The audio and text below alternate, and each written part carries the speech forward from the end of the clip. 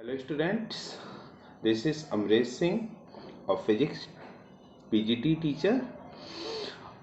Today I have taken a video for motivational lecture for 12th student. 2020 and 21 जो session है student, वो session बहुत अच्छे से रन नहीं कर पाया है। बहुत सारे बच्चे वीडियो के ज़रिए अपनी प्रिपरेशन कर रहे हैं। बहुत सारे बच्चे कुछ नोट्स, प्रीवियस नोट्स वगैरह लेकर के भी प्रिपरेशन कर रहे हैं। बच्चे 12th के बच्चे, 10th के बच्चे भी, लेकिन ये वीडियो 12th के बच्चों के लिए तो 12th के बच्चे, बोर्ड एग्ज़ाम के जो बच्चे हैं वो काफ़ी परेशान हैं कि हम कैसे अपने एग्ज़ामिनेशन की तैयारी करें। टाइम पास आउट हो रहा है, एक एक दिन निकलता चला जा रहा है और उनको डर है कि कहीं फरवरी में अगर एग्ज़ाम होता है तो हम क्या लिखेंगे एग्ज़ाम में, आखिर अपने सब्जेक्ट की प्रिपरेशन हम कैसे करेंगे। तो इन्हीं सब सारी चीज़ों को लेकर के हम इस वीडियो में चर्चा करेंगे स्टूडेंट। तो एक बार मैं अपना परिचय फिर से दे दूँ। This is Amresh Singh of PGT physics teacher. I work in Azamgarh, and today I will discuss in this video about how we should prepare a physics for the 2020 CBSE board examinations। मेरी बात समझ में आ रही होगी स्टूडेंट आप लोगों को, और मुझे लगता है कि ये वीडियो बनाने का जो मेरा मोटिव है वो आपको पसंद आएगा और उससे आप काफ़ी फ़ायदा उठा सकते हैं। तो चलिए स्टार्ट करते हैं हम आज की वीडियो। स्टूडेंट, आज हम जो बात करेंगे कि बहुत सारे बच्चे कहते हैं कि हम फिजिक्स कैसे पढ़ें, आखिर फिजिक्स हमें समझ में नहीं आती है। बहुत सारे बच्चे ये भी कहते हैं कि आती है लेकिन कैसे पढ़ें फिजिक्स। 12th की जो फिजिक्स है जिसमें आप गए हैं उसको हम कैसे पढ़ें, पहला क्वेश्चन, इस पे हम लोग आज डिस्कशन करेंगे। दूसरा क्वेश्चन, अगर बात करें फिजिक्स में क्या पढ़ें, जैसे अगर सीबीएसई के बच्चे हैं तो सीबीएसई के जो एनसीईआरटी है उसको कैसे पढ़ें, या फिजिक्स में हम क्या पढ़ें, इस पे भी चर्चा करेंगे बच्चों। फिर कैसे क्वेश्चंस एग्ज़ाम में या बोर्ड में पूछे जाते हैं, हम इसको कैसे गेस करें, इस पे भी चर्चा करेंगे। इसके बाद बहुत सारे बच्चों का ये भी क्वेश्चन होता है कि कम से कम प्रतिदिन कितना हमें पढ़ना चाहिए।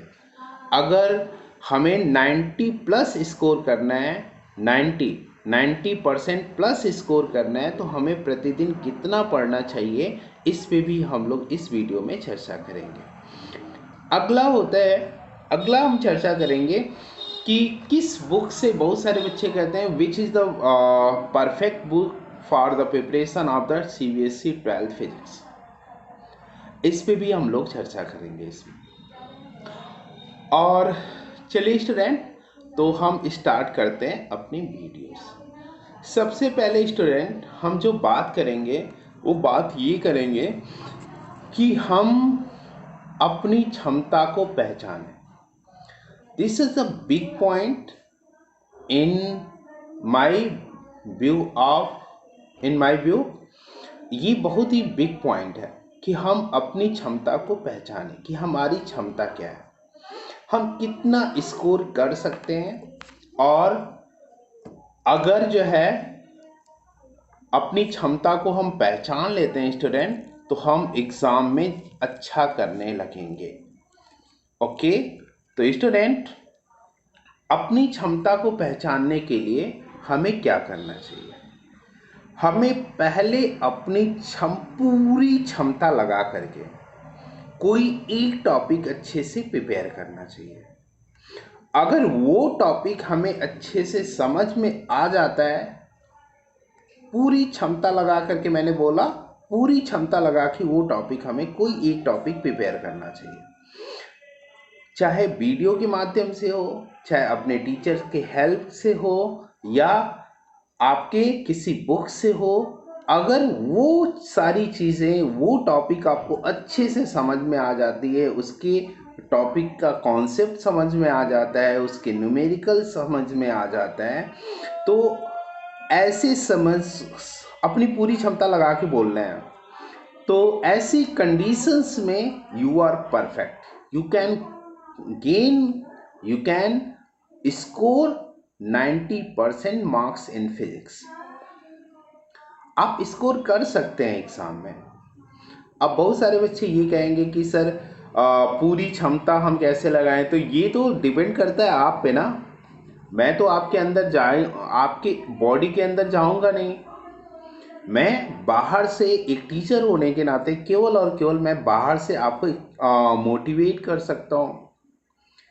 तो मैंने आपको बताया कि अपनी पूरी क्षमता लगा करके फिजिक्स के किसी एक 10+2 लेवल के टॉपिक को प्रिपेयर करिए, उसके कॉन्सेप्ट को समझिए, उसके न्यूमेरिकल सॉल्व करिए। If you are able to solve the all numericals based on that topic and all theoretical importance conceptual question based on that topic, then you are able to score 90% marks। मेरी बात समझ में आई होगी बच्चों। तो ऐसे में अगर आप ये करने में सक्षम होते हैं तो आपकी क्षमता है, आप स्कोर कर सकते हैं। बस एक चीज है, एक सुटेबल स्ट्रेटेजी बनाने की। सुटेबल स्ट्रेटेजी अगर आप बनाएं, एक सुटेबल प्लानिंग आप बनाएं, तो आप एग्जाम में अच्छा कर सकते हैं। प्लानिंग बहुत ही ज़रूरी है स्टूडेंट, प्लानिंग। और प्लानिंग में भी सुटेबल प्लानिंग होनी चाहिए, सुटेबल प्लानिंग होनी चाहिए। साथ साथ अगर हम ये जोड़ दें, कभी कभी ये होता है कि बच्चे क्या करते हैं, मैंने जो बताया पूरी क्षमता लगा के एक टॉपिक तो प्रिपेयर करते हैं, लेकिन जैसे वो एक टॉपिक प्रिपेयर हुआ अपनी पूरी क्षमता लगा के, उनका जोश तो आ जाता है, पहली टॉपिक प्रिपेयर भी करते हैं, उसके न्यूमेरिकल्स भी लगाते हैं, फिर अगर दूसरी टॉपिक प्रिपेयर करना हो तो वो अपना जोश खो बैठते हैं, या 2 से 4 टॉपिक पढ़ते पढ़ते वो अपना जोश खो बैठते हैं और इस माया जंजाल की दुनिया में वो कहीं खो जाते हैं और अपने टारगेट को भूल जाते हैं। तो स्टूडेंट, मैं आपके लिए कहना चाहूँगा, तब आप कुछ भी नहीं कर सकते। अगर आप एग्ज़ाम में अच्छा करना चाहते हैं, अगर आप अपनी क्षमता पहचान चुके हैं, तो आपको 3 बातें मैं बता रहा हूं जिसको आपको फॉलो करना चाहिए। वो बातें हैं दूरदृष्टि, पक्का इरादा और अनुशासन। थोड़ा सा मेरे चेहरे पे मुस्कान इसलिए आई बच्चों, ताकि मैं चाहता हूं कि आपके अंदर वो अनुशासन आए। दूरदृष्टि होनी चाहिए, हमें हमेशा सोचना चाहिए कि आखिर हमें सफलता की मिठाई खानी है, हमें परिवार में एक नंबर का बनना है, अपने फैमिली में, जिस भी फैमिली बैकग्राउंड से हम आते हैं। बहुत सारे बच्चे बहुत ही अच्छी फैमिली बैकग्राउंड से आते हैं, उनको और भी मोटिवेशन, मुझसे अच्छा मोटिवेशन हो सकता है उनको अपनी फैमिली से मिलता हो, फिर भी उन बच्चों को ये वीडियो हेल्पफुल होगी। लेकिन ऐसे बच्चे जिनको फैमिली से बहुत ही सपोर्ट नहीं मिलता है, ऐसे बच्चे खुद के दम पे, खुद के क्षमता के दम पे बहुत ही अच्छा कर सकते हैं, अगर वो दूरदृष्टि हो, हमेशा ये सोचें कि हम भी एक दिन निकलेंगे। ठीक है, हम भी एक दिन निकलेंगे। पक्का इरादा हो, जब हम मेहनत करें तो हमें कभी किसी चीज़ की एनर्जी लॉस न हो, ऐसा फील हो हमेशा। जैसे ऐसा न हो कि हमारी जो ऊर्जा या हमारी जो प्रेरणा हो कम हो जाए। और अनुशासन हो, हम बैठे हैं पढ़ने तो हमारा एक अनुशासन होना चाहिए। अनुशासन इन द सेंस, हम अपने मोबाइल को फ्लाइट मोड में डाल दें, यानी कि किसी का कॉल ना आए। अगर घर के कॉल आपको अटेम्प्ट करना है तो आप कोई पर्सनल नंबर यूज़ करिए जिसको आप केवल घर वालों से शेयर करिए। ऐसा नहीं हो कि सार्वजनिक नंबर आप यूज़ करिए जिससे और भी दोस्त फ्रेंड और भी लोग जो है आपको डिस्टर्ब करें। तो ऐसा जो है आप एक प्लानिंग करिए कि अनुशासन होनी चाहिए कि जब हम पढ़ रहे हैं तो हम पढ़ रहे हैं। ऐसा नहीं कि हमारे पढ़ने का कोई टाइम टेबल ही नहीं है, यानी कि हम आज पढ़ रहे हैं कल नहीं पढ़ रहे हैं, हम 2-4 दिन पढ़ रहे हैं फिर 10-12 दिन घूम रहे हैं। ऐसा नहीं चलने वाला है। अनुशासन का मतलब मैंने बताया, कुछ बच्चे एकदम टाइमली 8 से 10 वो टाइम बनाए तो 8 से 10 वो शाम को बैठ जाते हैं पढ़ने। कुछ बच्चे होते हैं वो कहते हैं कि हमें 3 घंटे पढ़ना है या 2 घंटे पढ़ना है या 2.5 घंटे पढ़ना है। ये चीज़ फिक्स तो नहीं करते हैं, ना तो टाइम फिक्स करते हैं, ना तो टाइम ड्यूरेशन फिक्स करते हैं। वो बस ये कहते हैं कि हमें ये टॉपिक क्लियर करना है, छोटा से छोटा टॉपिक क्लियर करना है। वो टॉपिक क्लियर करने में उन्हें हो सकता है 1 घंटे लगे, हो सकता है 1.5 घंटे लगे। अगर वो 1.5 घंटे लगते हैं तो भी वो सेटिस्फाई रहते हैं कि हमारी ये टॉपिक क्लियर हो गई, यहाँ तक की टॉपिक क्लियर हो गई। और मुझे लगता है कि आप न तो टाइम फिक्स करिए, न तो आप जो है टाइम ड्यूरेशन फिक्स करिए। ये कोई ज़रूरी नहीं है। आप अगर टाइमली पढ़ रहे हैं तो बहुत अच्छी बात है, ये कोई ख़राब बात नहीं है। अभी तक टाइम टेबल, बहुत सारे बच्चे टाइम टेबल बनाते हैं कि हमें इतने से इतने घंटे तक, इतने से इतने बजे तक हमें ये पढ़ना है और इतने से इतने बजे तक हमें ये पढ़ना है। जैसे 8 से 10 हमें फिजिक्स पढ़नी है, 10 से 12 हमें जो है मैथ पढ़नी है, फिर 12 से 1 वो रात भर का टाइम टेबल बना देते हैं। मैं जानता हूँ बच्चों कि जो पढ़ने वाले बच्चे हैं वो पूरी जो लगभग 2 बजे तक का टाइम टेबल बना देते हैं। तो ये भी बात सही है, 2 बजे तक आमतौर पे जो साइकोलॉजिस्ट होते हैं रात में पढ़ने से मना करते हैं। फिर भी जो कॉम्पिटिटिव बच्चे होते हैं वो इलाहाबाद जो एक सेंटर है, जो भी पढ़ने हैं, दिल्ली है, पटना है और भी जो भी सेंटर ऑफ स्टडी है, वहाँ पे बच्चे बहुत देर रात तक पढ़ते हैं। साइकोलॉजिस्ट की ये बात सारे बच्चों पे अप्लाई नहीं हो पाती है, अर्थात बच्चे जानते हुए भी अपनी कैपेसिटी के अनुसार मेहनत करते हैं। तो आप भी अपनी कैपेसिटी के अनुसार मेहनत करिए बेटा।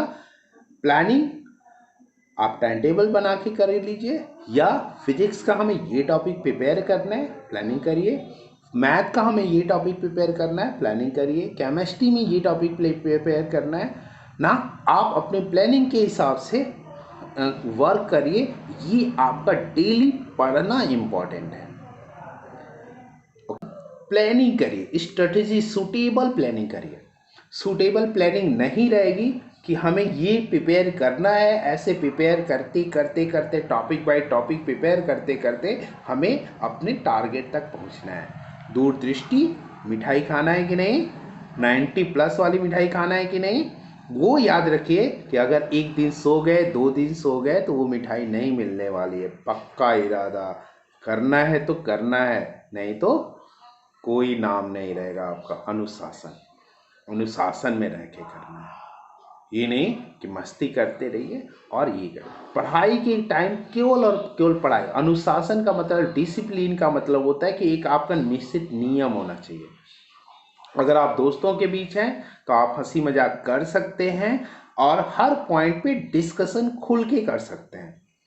लेकिन जब आप पढ़ रहे होते हैं तो अपना कॉन्सेप्ट क्लियर करने के लिए आप एक डिसिप्लिन के साथ पढ़ाई करिए अच्छे से। मोबाइल वगैरह उस समय बंद कर दीजिए, या नेसेसरी है तो ऐसे नंबर यूज़ करिए जो आपके बहुत ही व्यक्तिगत हो, फैमिली के साथ शेयर हो, या कोई पर्सनल आपका जो मोटिवेट करने वाला दोस्त हो जो आपको ये सब कुछ जानता हो, उससे आप शेयर कर सकते हैं। चलिए तो और भी बात करते हैं बच्चों कि कैसे पढ़ें फिजिक्स। फिजिक्स हम कैसे पढ़ें तो हमारा अच्छा नंबर गेन होगा। तो इसकी बात मैं कर चुका हूँ कि फिजिक्स आपको कैसे पढ़ना है। लेकिन फिर भी मैं बताता हूँ आपको कि 12th की जो फिजिक्स है स्टूडेंट, वो आप कैसे पढ़ें तो एग्ज़ाम में अच्छा कर सकते हैं। दो चीज़ माइंड करिए, 2 से 3 चीज़ें। पहली, आप एनसीईआरटी के जो एग्जाम्पल हैं उनकी जो एक्सरसाइज सेट के क्वेश्चन है, एक्सरसाइज सेट के क्वेश्चन है उनकी प्रैक्टिसेस करिए, ज़्यादा से ज़्यादा इनकी प्रैक्टिसेस करिए। एग्जाम्पल इम्पोर्टेंस है एनसीईआरटी के, एग्जाम्पल से ज़्यादा क्वेश्चन हूबहू पूछे जाते हैं, same to same question put कर दिए जाते हैं। एक्सरसाइज से क्वेश्चन थोड़े कम आते हैं, लेकिन if your target is 90 plus, so you should not miss the exercise question, you should also practice the exercise question. इसके साथ साथ बच्चों, ये तो रही इसके साथ साथ फ्रेम क्वेश्चन भी आपको सॉल्व करना है। फ्रेम क्वेश्चन, कोई टॉपिक अगर आप पढ़ रहे हैं, सपोज दैट कोई टॉपिक आप पढ़ रहे हैं, तो ऐसी कंडीशंस में आप फ्रेम क्वेश्चन सॉल्व करिए कि उस टॉपिक से फ्रेम क्वेश्चन क्या क्या बन सकता है। फ्रेम क्वेश्चन आप खुद से तो बना नहीं पाएंगे, आप स्टूडेंट लेवल पे बहुत सारी रेफरेंस बुक मार्केट में अवेलेबल है। बुक की जब मैं बात करूँगा तो उसकी बात कर लूँगा। बहुत सारे रेफरेंस बुक है, उससे आप क्वेश्चंस लीजिए। आप यहाँ से भी ले सकते हैं, सीबीएसई फ्रेम क्वेश्चन पूछता है, तो सीबीएसई का कोई मॉडल पेपर लीजिए, प्रीवियस पेपर सेट उठाइए। बहुत सारे मार्केट में अवेलेबल है बुक्स जिसमें प्रीवियस क्वेश्चन पेपर दिया हुआ है। सीबीएसई का जो प्रीवियस क्वेश्चन पेपर दिया हुआ है, वहाँ से भी जिस टॉपिक को आप पढ़ रहे हैं वो टॉपिक अगर इम्पोर्टेंट टॉपिक है तो उससे भी क्वेश्चंस आपके उस सीबीएसई पेपर सेट में दिए होंगे। प्रीवियस पेपर सेट की मैं बात कर रहा हूँ, प्रीवियस चाहे आपका बैक पेपर हो या मेन पेपर हो, दोनों पेपर्स को लेकर के आप किसी टॉपिक से रिलेटेड फ्रेम क्वेश्चन जो बने हैं उनको आप सॉल्व कर सकते हैं स्टूडेंट। तो इस तरह से या तो रेफरेंस बुक से फ्रेम क्वेश्चन उठाइए, या सीबीएसई के प्रीवियस क्वेश्चन पेपर्स डाउनलोड कर सकते हैं इंटरनेट से, या मार्केट में बहुत सारी बुक्स अवेलेबल है, वहाँ से आप किसी भी बुक को लेकर के, बुक की मैं बात करूँगा स्टूडेंट, बुक्स को लेकर के आप प्रीवियस पेपर सेट्स के क्वेश्चन से जिस टॉपिक को आप प्रिपेयर कर रहे होते हैं उस टॉपिक के फ्रेम क्वेश्चन सॉल्व कर सकते हैं। तो फ्रेम क्वेश्चन की प्रैक्टिस आपको श्योर करना है, क्योंकि फ्रेम क्वेश्चन बनते ही बनते हैं। ठीक, तो दो बातें होंगी, एनसीईआरटी के एग्जाम्पल्स, एक्सरसाइज और फ्रेम क्वेश्चन की आपकी ज़्यादा से ज़्यादा प्रैक्टिस करनी है। अब रही बात थियोरेटिकल क्वेश्चंस की, तो थियोरेटिकल क्वेश्चंस के लिए concept of the topic should be clear line by line. This line will very helpful in the preparation of theoretical question of the topic of physics। ये लाइन बहुत ही ज़्यादा helpful होगी आपको उसको प्रिपेयर करने के लिए। मेरी बात समझ में आ रही है स्टूडेंट? मुझे लगता है कि आपको समझ में आ रही होगी। तो ये बात है, थियोरेटिकल क्वेश्चन के लिए कॉन्सेप्ट आपके क्लियर होने चाहिए, तब आप थियोरेटिकल क्वेश्चन पक्का कर लेंगे। ठीक है, अब चलिए, बहुत सारे बच्चे ये कहते हैं मुझसे कि सर जो है हम न्यूमेरिकल लगा नहीं पाते हैं, न्यूमेरिकल्स के लिए हमें बहुत सारी दिक्कतें होती हैं। तो मैं कैपेसिटी की पहले बात कर चुका हूँ। अगर न्यूमेरिकल्स की बहुत सारी दिक्कत होती है तो दिक्कत क्यों होती है, उसको कैसे रिमूव करेंगे और उसको कैसे सॉल्व करेंगे, इसको सुन लीजिए। न्यूमेरिकल्स आप तभी लगा पाएंगे जब क्वेश्चन समझ में आएगा, और क्वेश्चन तभी समझ में आएगा जब क्वेश्चन की सारी थियरी जो क्वेश्चन में इंक्लूडेड है वो आपको पता होना चाहिए। सपोज दैट अगर आप न्यूमेरिकल क्वेश्चन लगाने जा रहे हैं और क्वेश्चन ही समझ में नहीं आ रहा है कि क्वेश्चन में क्या दिया हुआ है, या क्वेश्चन में काइनेटिक एनर्जी, पोटेंशियल एनर्जी, जैसे मैं एग्जांपल ले रहा हूँ इलेक्ट्रिक पोटेंशियल डिफरेंस, इस तरह से नाम तो लिया है लेकिन कौन से कॉन्सेप्ट को यूज कर रहा है ये आपको पता ही नहीं है, तो you can't solve that numerical question. In 1 year, 2 year, how many year, कोई भी कितना साल ले लीजिए, अगर आपको थियरी नहीं पता है, अगर को न्यूमेरिकल का कॉन्सेप्ट आपको पता नहीं है, उसकी वर्डिंग समझ में नहीं आ रही, तो न्यूमेरिकल क्वेश्चन नहीं सॉल्व कर सकते। इसलिए बच्चों सबसे पहले टॉपिक बाय टॉपिक आप न्यूमेरिकल क्वेश्चन सॉल्व करिए। टॉपिक्स को पहले आप प्रिपेयर करिए, टॉपिक्स को अच्छे से कॉन्सेप्ट उसका प्रिपेयर करने के बाद उसके न्यूमेरिकल उठाइए। जब आपको कॉन्सेप्ट क्लियर रहेंगे तो न्यूमेरिकल्स की वर्डिंग क्लियर होगी। जब न्यूमेरिकल की वर्डिंग क्लियर होगी, न्यूमेरिकल का वो लैंग्वेज समझ में आएगा कि कौन कैसे वैल्यू को पुट कर रहा है, कैसे वैल्यू को रख रहा है, तब आपको जा करके उस न्यूमेरिकल का सॉल्यूशन भी समझ में आएगा। या आप ट्राई करेंगे तो एक बार में नहीं, 2 बार में तो निश्चित रूप से वो क्वेश्चन लगने वाला है। और अगर एक बार में लग गया क्वेश्चन तो आपको बहुत ही आनंद की अनुभूति भी होगी और आपको लगेगा कि हाँ, हम मेहनत भी कर रहे हैं। तो बच्चों, this is a planning, this is a strategy, this is a way for solving a numerical question. अगर ये वे आप फॉलो नहीं करेंगे तो न्यूमेरिकल क्वेश्चन जिंदगी में नहीं लगेगा। मैंने कहा 1 साल 2 साल कुछ भी कह लीजिए, ठीक। चलिए, अब ये बात आती है कि क्वेश्चन कैसे आते हैं एग्जाम में। हमने कहा कि फिजिक्स कैसे पढ़ें। दूसरा, चलिए इससे पहले लेते हैं फिजिक्स में क्या पढ़ें। फिजिक्स में क्या पढ़ें, तो मैंने अभी बात करी कि फिजिक्स में न्यूमेरिकल क्वेश्चन, एनसीईआरटी के न्यूमेरिकल क्वेश्चंस और एग्जाम्पल्स की प्रैक्टिस करिए, फ्रेम क्वेश्चंस लगाइए ज़्यादा से ज़्यादा, और कॉन्सेप्ट टॉपिक बाय टॉपिक एकदम अच्छे से क्लियर करिए। ये पढ़ें, ठीक है। एनसीईआरटी की रीडिंग लगाइए, एनसीईआरटी की 100% रीडिंग लगाइए। कैसे क्वेश्चन आते हैं बोर्ड में, ये अगला क्वेश्चन है। बच्चों का ये भी क्वेश्चन रहता है कि बोर्ड में कैसे क्वेश्चन आते हैं। तो बोर्ड में क्वेश्चंस आपकी बिल्कुल और बिल्कुल, आप एक प्रीवियस पेपर सेट ले सकते हैं, 1 साल का, 2 साल का, 3 साल का, उसकी आप प्रैक्टिस करिए, आपको खुद समझ में आ जाएगा कि किस तरह के क्वेश्चंस आते हैं। ओके, वैसे 5 तरह के क्वेश्चन आते हैं। रिमेम्बरिंग आते हैं, हाई थिंकिंग स्किल के क्वेश्चंस आते हैं, ठीक है।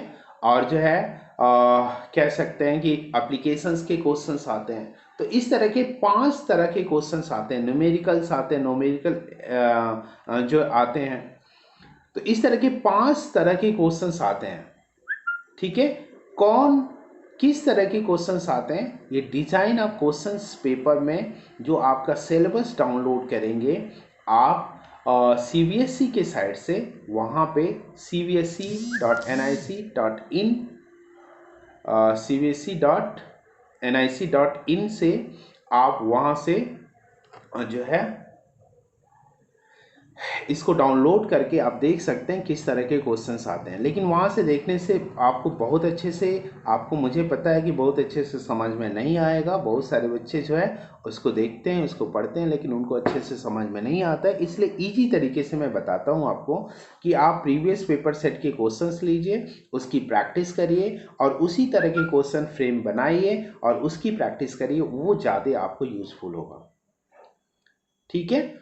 याद रखिए मेरी ये बात, प्रीवियस पेपर सेट के क्वेश्चंस लीजिए और वहां से क्वेश्चन बाय क्वेश्चन आप सॉल्व करिए, उसी तरह की क्वेश्चन फ्रेम बनाइए और उसको प्रैक्टिस करिए, ये ज़्यादा यूजफुल होगा। तब आपको लगेगा कि कैसे बोर्ड में क्वेश्चन पूछे जाते हैं। बोर्ड में फिजिक्स के 1 नंबर के क्वेश्चन, 2 नंबर के क्वेश्चन, 3 नंबर के क्वेश्चन और 5 नंबर तक के क्वेश्चन पूछे जाते हैं। तो आप उसी हिसाब से अपनी टाइमिंग भी सेट करेंगे कि हमें एक क्वेश्चंस, जो क्वेश्चन पूछे जाते हैं, 1 नंबर के 7 क्वेश्चन पूछे जाते हैं, 2 नंबर के भी 7 क्वेश्चन पूछे जाते हैं, 3 नंबर के आपके जो है 1 नंबर के 20 क्वेश्चन इस समय पूछे जा रहे हैं बच्चों, 2 नंबर के 7 क्वेश्चन पूछे जा रहे हैं और 3 नंबर के भी 7 क्वेश्चन पूछे जा रहे हैं और 5 नंबर के 3 क्वेश्चन। तो ऐड करिए, कितने हो गए, 20 क्वेश्चन 1 नंबर के जो ऑब्जेक्टिव में रहेंगे और 20 हो गया, फिर 7 2 नंबर के 27 हो गया, फिर 3 नंबर के 7 34 हो गया, और 5 नंबर के 3 तो 37 हो गया। टोटल 37 क्वेश्चन आपके एग्जाम में पूछे जाएंगे। ठीक है, तो चलिए बच्चों, इस तरह के क्वेश्चन पेपर की डिजाइनिंग होगी। आप उसको साइड से देख भी सकते हैं, सीबीएसई की साइड से देख भी सकते हैं। अगर आपकी डिमांड होगी तो हम अलग से उसकी वीडियोस बना के डाल देंगे कि आपकी डिज़ाइनिंग वगैरह कैसे होगी। प्रीवियस वीडियो मैंने डाला था लेकिन वो पुराना हो गया था, इसलिए मैंने अपने चैनल से उस वीडियो को डिलीट कर दिया था। अब चलिए मैं बात करूँगा स्टूडेंट, किस बुक से पढ़ें, किस बुक से पढ़ें। बहुत ही इम्पोर्टेंट है बेटा कि बुक कौन सी है। तो सबसे पहले एनसीईआरटी बुक से पढ़ना है आपको। एनसीईआरटी टेक्स्ट बुक है जो, उसी से आपको पढ़ना है। और कोई भी बुक आपको तभी यूज करना है, रेफरेंस बुक की तरह यूज करना है, या आपकी हेल्पिंग बुक की तरह यूज करना है। मतलब फ्रेम क्वेश्चन लेने के लिए आप केवल दूसरे बुक्स की हेल्प लेंगे, लेकिन कॉन्सेप्ट समझने के लिए, लाइन बाय लाइन समझने के लिए सीबीएसई के एनसीईआरटी की लाइन समझने की कोशिश करिए। एनसीईआरटी के एग्जाम्पल, एक्सरसाइज के क्वेश्चन, कॉन्सेप्ट, एक एक चीज़ें, फिगर्स, जितने भी डायग्राम्स दिए हुए हैं सब डायग्राम की प्रैक्टिस कर लीजिए, सब ग्राफ्स की प्रैक्टिस कर लीजिए। ग्राफ्स भी एग्जाम में आते हैं। तो NCERT is the best and sufficient book for preparation of the CBSE board examination. Sufficient एक वर्ड मैंने ले लिया ना, सफिशिएंट में कह देंगे कि सफिशिएंट है for getting a best marks, लेकिन फ्रेम क्वेश्चन जो आते हैं बच्चों, बस उसकी प्रैक्टिस आपको अलग से करनी है। इसमें अगर इसको ऐड करते हैं तब हम कहेंगे NCERT is the best book for the preparation of CBSE board examinations student. ठीक है, तो मैंने बुक का नाम ले लिया। आप कहेंगे सर किसी बुक का नाम आप बता नहीं रहे। अभी आप कह रहे थे कि क्वेश्चंस जो है प्रिपरेशन करते समय आपने कहा था कि हमें किस बुक से पढ़ना चाहिए, कैसे क्वेश्चंस लेना चाहिए, फ्रेम क्वेश्चन कहाँ से लेना चाहिए। अभी आप बता रहे थे, फिर बुक्स का नाम भी नहीं बता रहे। तो चलिए एक बार मैं डिस्कशन कर देता हूँ। कुछ बुक्स मार्केट में हैं, जैसे किसी पब्लिक सर से ऐसा मत समझिएगा कि मेरा कोई जो है तालमेल है और इस बुक का मैं प्रचार कर रहा हूँ, ऐसा कुछ भी नहीं है स्टूडेंट। लेकिन मुझे जो बुक्स समझ में आई मार्केट में, बहुत सारी बुक्स हैं जो चैप्टर वाइज सॉल्व है, जिसमें एरर कम है। एरर मैंने देखा बहुत सारी बुक्स में है, एनसीईआरटी में भी एरर हमें फाइंड आउट हुई है, और लेकिन जिसमें कम से कम एरर हो उस बुक्स को आप लीजिए। मुझे थोड़ा सा नाम लेने में वो चीज़ हो रहा है, लेकिन मैं नाम ले लेता हूँ। एक अरिहंत की चैप्टर वाइज सॉल्व आती है, उसको आप ले सकते हैं। और भी बहुत सारे पब्लिशर की आती है chapter wise solve. Chapter wise solve में ये चीज़ आपको रहेगा कि एक चैप्टर का जो सॉल्यूशन सहित क्वेश्चन बोर्ड एग्जामिनेशन के मिल जाएंगे। इसके साथ साथ बोर्ड नेट से प्रीवियस पेपर सेट बैक के, मेन के निकाल लीजिए, उससे प्रैक्टिस करिए और आपके पास एनसीईआरटी है, चैप्टर वाइज सॉल्व हो जाएगी। नेट से प्रीवियस क्वेश्चन पेपर्स हो जाएंगे, और इससे लेकर के अच्छे से अपने नेट के जरिए, मोबाइल के इंटरनेट के जरिए प्रिपरेशन आप कर सकते हैं अच्छे से। ओके, अब चलिए बात आती है यहाँ से कि कम से कम कितना पढ़ें। इसकी बात मैं कर चुका हूँ, आपको टाइम डिसाइड करने की ज़रूरत है तो करिए। That is depends upon your capacity. आप कितना टाइम डिसाइड कर रहे हैं, कैसे कर रहे हैं, ये आप पे डिपेंड करता है। लेकिन डेली पढ़ना मस्ट है। और 12th क्लास के स्टूडेंट्स के लिए डेली अगर हम कहें तो 4 घंटे अगर आप पढ़ते हैं डेली, 4 घंटे भी आप कम से कम 4 घंटे पढ़ते हैं, अधिक से अधिक आप अपने कैपेसिटी के अनुसार, कम से कम अपने कैपेसिटी के अनुसार, कम भी कुछ बच्चे पढ़ते हैं, ऐसा नहीं है कि 4 घंटे सारे बच्चे पढ़ते हैं। लेकिन मेरे हिसाब से एक एवरेज बच्चे को कम से कम 3 से 4 घंटे डेली, 3 से 4 घंटे मैं बोल देता हूँ, 4 घंटे पढ़ना ज़रूरी है। अगर आप स्कूल तो इस समय वो चीज़ चल रहा है। अगर आप अच्छे से सारी टॉपिक प्रिपेयर कर रहे हैं, मतलब ऑनलाइन क्लासेस ज्वाइन कर रहे हैं, ऑनलाइन क्लासेस तो चल ही रहे हैं बच्चों, चाहे ऑनलाइन क्लासेस अगर आप ज्वाइन कर रहे हैं तो ऐसी कंडीशंस में आपको 4 घंटे पढ़ना ज़रूरी हो जाता है। अगर ऑनलाइन क्लासेस आप ज्वाइन नहीं कर रहे हैं, स्कूल अटेंड नहीं कर रहे हैं, तो ऐसी कंडीशंस में अगर आपको सेल्फ स्टडी करना है तब आपके टाइम ड्यूरेशन को बढ़ाना पड़ेगा, और वो आप कह सकते हैं कि 6 से 8 घंटे आप कम से कम पढ़िए। 6 से 8 घंटे जब आप सेल्फ स्टडी करेंगे तो कुछ क्लासेस आप ऑनलाइन लेंगे, ज़रूर लेंगे, निश्चित रूप से लेंगे, वहाँ से हेल्प लीजिए, और वो क्लास ओवर होने के बाद आप 3 से 4 घंटे अपनी सेल्फ स्टडी करिए। तो ठीक है बच्चों, मुझे लगता है कि ये वीडियो आपके प्रिपरेशन में काफ़ी हेल्पफुल होगी, और मुझे लग रहा है कि आप मेरी वीडियो को देखने के बाद शेयर ज़रूर करेंगे अपने फ्रेंड्स में। और ऐसी वीडियोस और कुछ सीबीएसई के मैटर चाहिए तो आप ज़रूर मुझसे हेल्प ले सकते हैं। जैसा भी होगा मैं अपने टाइम के अकॉर्डिंग आपकी हेल्प ज़रूर करूँगा। Thank you so much for joining me. Thank you. जय हिंद।